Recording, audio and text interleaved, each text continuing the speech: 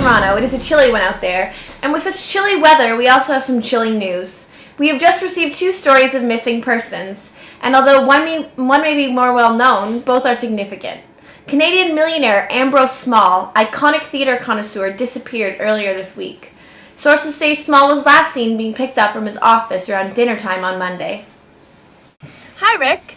And what has it been like at the office since Small disappeared? Well, there hasn't been too much commotion due to high security, but there's a lot of paparazzi and press outside trying to find out if Small died or if he's still alive, and if he is still alive, where he might be. Right, and if you don't mind me asking, what are those on the inside coming up with? He didn't even leave a note, and no one knows what happened, and if someone does, they're doing a good job of hiding it. Thanks, Rick. Now back to Tessa with a very different story about a man disappearing from the Kingston Penitentiary facility here in Ontario. Inmate Caravaggio has escaped from the Kingston jail 3 hours east of Toronto. His incarceration was a result of the theft and breaking and entering, both crimes leading us to believe that there is no immediate danger and that the man is not in a manic state. Having said this, those in the surrounding area are to be cautious and are advised to phone Crime Stoppers if they have any ideas. Suspects has dark features, is slim, roughly weighing 175 pounds, and is 5'11".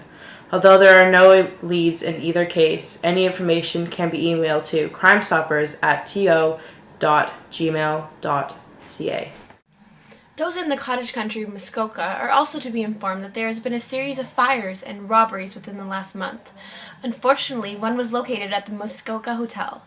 Due to the fire, those staying in the hotel had been moved to the Huntsville Bed and Breakfast until further notice. The fire caused severe damage to the inside of the Muskoka Hotel as well as the land surrounding. For the inconvenience, the owner of the hotel has offered to reimburse those who were supposed to stay there out of the kindness of his heart.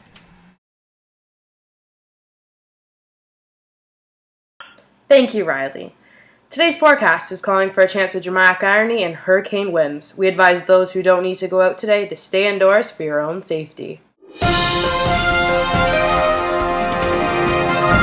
This morning at 6 a.m., it has been reported that 4 members of the royal family are dead.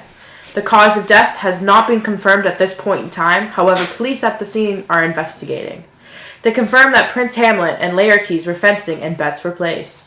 Evidence was found at the scene of the crime of poison on the tip of the sword. But by who? Furthermore, beside Queen Gertrude, police found a cup with some poisonous substance that was found on the end of the sword. The death of King Claudius is still to be discovered. However, police suspect that he was poisoned as well. The question is, who did it? Who would want the royal family dead? If you have any information, please call Crime Stoppers or email crimestoppers@to.gmail.com. On a lighter note, as we asked you to yesterday to keep sending in your pet photos, today's photo is a girl named Sarah located in the East End of her and her pet iguana. That's hilarious. Turns out we still have some interesting animal-loving folks out there. That is true. This weekend is a big weekend for Toronto. Construction worker and daredevil Nicholas Temecloff will be walking the Bloor Viaduct this weekend. Nicholas has been a huge part of the making of the bridge and has decided to walk the edge of the viaduct starting from the west end and moving east. Nicholas is raising money for new theaters that will be run by local immigrants to Toronto. All proceeds are going to a great cause, so please donate. Donations can be made at the Bloor Viaduct on Sunday, January 19th at 4 p.m. For more information and or to make donations, please visit www.theatersimmigrants.to.com. The water filtration plant located south of Queen and Victoria Park is officially completed. Architect and innovator Roland Harris claims he was dreaming of the building before plans were even made. Here we are, live at the site with the famous Roland Harris. We have been granted access to the building where we will in fact interview him. Hi, thanks for taking the time to speak with us. We know you're a very busy man, so we'll make it short and sweet. After working on the product for so long, you must be very proud. Yeah, well, it's been one of my longest productions, and it's been one of my longest productions, and I really love the city of Toronto, so I really feel like this project is my child, and it took a long time, but the results will be significant. Wow, what an inspiration. Any plans for the future? Well, I'm already making plans in anticipation of expanding, but that will be months from now. Right. Well, thank you again for your time. We can thank you on behalf of the city as well as the team here.